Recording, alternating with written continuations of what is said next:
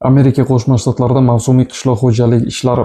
Xo'p, xabaringiz bo'lsa kerak, 2 haftadan buyon internet hamda ijtimoiy tarmoqlarda ana endi 2026-yildan boshlab O'zbekiston fuqarolari qishloq xo'jaligi ishlari bo'yicha mavsumiy ishchi vizasini qo'lga kiritib, Amerika Qo'shma Shtatlariga borib ishlash imkoniyatiga ega bo'ladilar degan yangilik va xabarlarga ko'zingiz tushgan yoki qulog'ingiz chalingan bo'lishi mumkin. Mana shu xabarlar rost va mana shu xabarlar bo'yicha sizga to'liq ma'lumotlar hamda ishga topshirish uchun talablarni boricha o'qib eshittiraman. Yaxshilab tushunib tinglashingizni so'rab qolaman. Xo'p, nima uchun Amerika Qo'shma Shtatlari aynan mavsumiy qishloq xo'jaligi ishlari bo'yicha O'zbekiston mamlakatini tanlashdi? Chunki yaqin 1 yil ichida Amerika Qo'shma Shtatlari hamda O'zbekiston siyosatchilari siyosat bo'yicha yaqinlik hamda hukumatlar o'rtasida oldi-berdi shartnomalar ko'proq bo'lganligi sababli va qolaversa mana shu yaqinlashuv ham shu qishloq xo'jaligi ishlarida mana shu shartnomani imzolashga yetarli darajada sabab bo'ldi deb o'ylayman. Siyosatdan xabari borlar, yangilikni kuzatib turganlar buni yaqqol bilishadi. Hamda yana bitta sabablardan biri O'zbekiston hukumatiga chet el mamlakatlaridan kelayotgan daromadni oshirishga sabab bo'ladi. Hamda O'zbekiston fuqarolariga Rossiya mamlakatida qilinayotgan muomala va hurmat e'tibor so'nggi paytlarda keskin tushib ketishi kuzatilgan.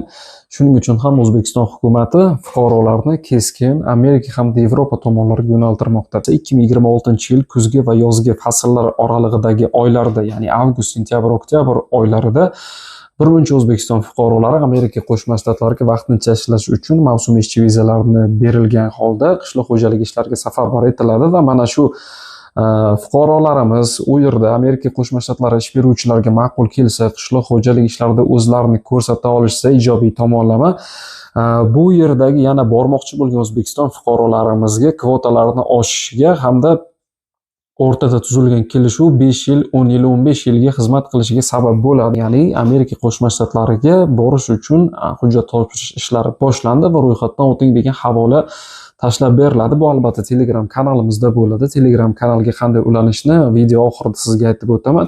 Mavsumiy ishchi viza Angliyada oldin 6 oy edi, Amerika Qo'shma Shtatlarida esa 6 oydan 10 oygacha, ya'ni 10 oylik mavsumiy ishchi viza asosida oyiga $3,500 oylik maosh ko'rsatilgan holda siz borib ishlashingiz mumkin bo'ladi. Xo'p, talablari: siz birinchi o'rinda O'zbekiston fuqarosi bo'lishingiz kerak va og'ir jinoyat bilan sudlanmagan bo'lishingiz kerak. Agar sudlangan bo'lsangiz, masalan, jinoiy ish qo'zg'atilgan bo'lsa, afsuski viza olish ehtimolingiz, viza ololmaslik ehtimolingiz 90-95% bo'lsa, viza olish ehtimolingiz 10 yoki 5% ni tashkil etadi. Bu degani sizga viza berilmasligi mumkin. Xo'p, ana endi 20 yoshdan 45 yoshgacha yosh talab ayol va erkaklar bemalol hujjat topshirishlari mumkin. Qishloq xo'jaligidan oz bo'lsa-da xabaringiz bo'lishi kerak. Xo'p, jinoiy sudlanmagan bo'lishingiz kerak va jismonan mana shu qishloq xo'jaligi mehnatiga javob bera olishingiz kerak bo'ladi. Xo'p, ana endi til talabiga keladigan bo'lsak,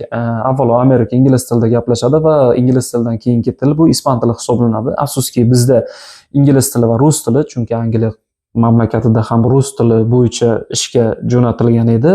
Amerika Qo'shma Shtatlari ham rus tili taklifini berish ehtimoli katta, chunki O'zbekistonda ingliz tiliga nisbatan rus tilini biladiganlar ko'p. Mana endi kerak bo'ladigan hujjatlar ro'yxati. Birinchi o'rinda qizil pasportingiz kerak bo'ladi. 3x4 surat va jismonan sog'lomligingizni kafolatlovchi tibbiy ko'rik xulosasi, ya'ni sizni sog'lom deb topilgan tibbiy ko'rik xulosasi. Xo'p, 4-o'rinda kerak bo'ladiki, siz oxirgi tugatgan ta'lim turingiz, maktab attestatimi, kollej yoki litsey diplomimi, universitet yoki magistratura diplomimi, mana shu hujjat kerak bo'ladi. Mana shu hujjatlar bo'lsa, bo'ldi, siz bemalol hujjat topshirishingiz mumkin bo'ladi. Ortiqcha masalan deylik, kasbingiz ekskavatorchilik yoki boshqa qurilish sohasida ishlaysizmi, uni qizig'i yo'q. Xo'p, ana endi xarajatiga keladigan bo'lsak, taxminiy xarajat bu $2,200 va $2,500 oralig'ida bo'lishi mumkin. Bu xarajat ichiga Amerika Qo'shma Shtatlariga borish va qaytish aviachiptasi ham kiradi. Chunki Amerika Qo'shma Shtatlariga borishning o'zi menimcha aviachipta narxida $950,000 atrofida edi. Agarda o'zgarmagan bo'lsa, shu o'zgarish yoki o'zgarmaganligiga qarab $2,000 dan yuqorini tashkil etadi. Endi sizga ro'yxatdan o'tish boshlanishi bilan ro'yxatdan o'tish qoldi xolos. Rossiyada bo'lsangiz ham, Qozog'istonda bo'lsangiz ham bemalol ro'yxatdan o'tsangiz bo'ladi. Asosiysi O'zbekiston fuqarosi bo'lishingiz kerak. Xo'p, endi mana shu sizga qiziq bo'lsa, ro'yxatdan o'tishni xohlasangiz, mana shu video kommentariyasida ism familiyangiz, hozir qaysi davlatdasiz, yoshingiz, ingliz yoki rus tilini bilasizmi yoki yo'q yozib qoldiring. Agarda ingliz tilini ham, rus tilini ham bilmaganlar bo'lsa, bizni Migratsiya O'zbekiston Telegram kanalimizda til kurslari bor, bemalol qatnashishingiz mumkin bo'ladi. Menimcha ro'yxatdan o'tish ishlari may-iyun oylarida boshlanadi. Xo'p, mana shu ma'lumotlardan iborat edi bugungi videomiz. Ko'rishguncha salomat bo'ling. Telegram kanalimizga albatta obuna bo'ling, chunki ro'yxatdan o'tish ayni Telegram kanalimizda bo'ladi. Ro'yxatdan o'tish havolasi Telegram kanaliga tashlanadi.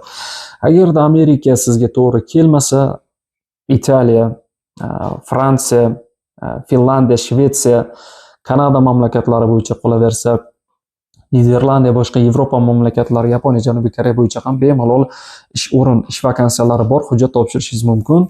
Ko'rishguncha salomat bo'ling. Sizlar bilan migratsiya sohasi bo'yicha ma'lumot beruvchi Asadbek Hasanov bo'ldi. Keyingi videolarda ko'rishguncha salomat bo'ling. Agarda video ma'qul kelgan bo'lsa, o'zingizni fikringizni yozib qoldiring.